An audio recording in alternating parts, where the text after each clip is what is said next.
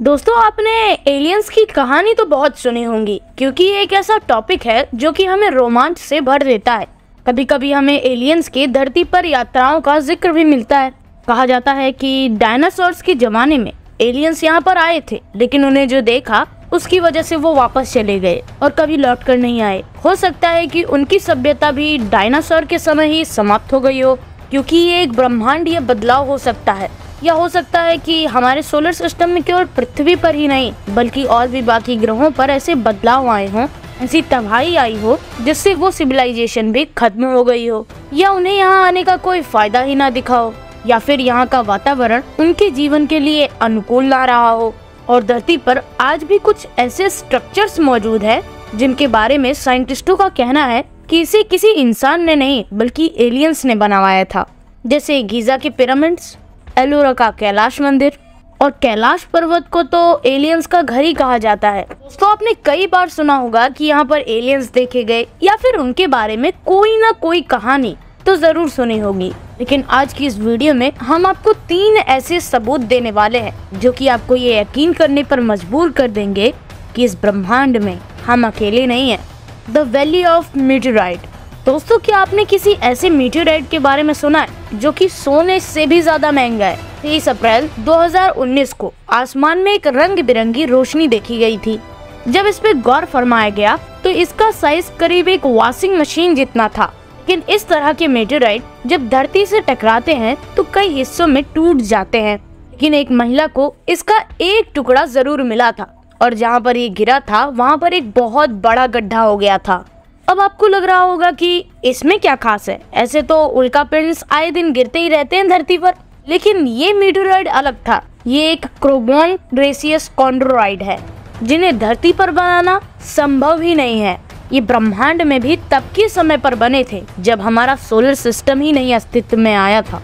वैज्ञानिकों का मानना है कि ये मीटेराइट हमारी बहुत सहायता करेगा, हमारे पहले के ब्रह्मांड, हमारे पहले के सौर मंडल के स्ट्रक्चर को समझने के लिए। The tooth will of UFO, इसके बारे में भी लोगों का यही कहना है कि इसे एलियंस छोड़कर गए थे। तो हुआ यूँ था कि एक रशियन आदमी अपने घर को गर्म करने के लिए कोयला जलाता है, लेकिन इतने में उसकी नजर कोयले के भंडार में चमक रही एक अजीब सी चीज पर पड़ती है। अब उसने उसे उठाया और वैज्ञानिकों के पास पहुंचा। वैज्ञानिकों ने उसे देखते ही समझ लिया कि ये किसी मशीन का टूथ व्हील है। जब इस पर टेस्ट किया गया तो पता चला कि ये चीज 98% एल्यूमिनियम से बनी थी, जबकि 2% मैग्नीशियम से बनी थी। लेकिन अब सवाल तो ये उठता है कि अगर इंसानों को सबसे पहले एल्यूमिनियम 1825 में मिला था तो ये इतना पुराना कैसे है? क्योंकि ये ऑब्जेक्ट तो 300 मिलियन साल यानी कि 30 करोड़ साल पुराना था। लेकिन इसके बारे में एक और मजेदार बात कि ये कहाँ से आया था, कैसे बनाया गया था, इसके बारे में वैज्ञानिकों को अभी भी कोई जानकारी नहीं मिली है। Alien spacecraft. 2017 में हवाईका का एक आदमी इस टेलीस्कोप से जब आसमान में देखता है तब उसे एक अजीब चीज दिखाई देती है। ये चीज बड़ी ही तेज रफ्तार से सोलर सिस्टम से बाहर जा रही थी। वैज्ञानिकों ने इस चीज का नाम ओumuamua रखा और इसे दुनिया का सबसे पहला इंटरस्टेलर ऑब्जेक्ट भी माना गया, यानी कि ये हमारे सोलर सिस्टम से बाहर से आया था।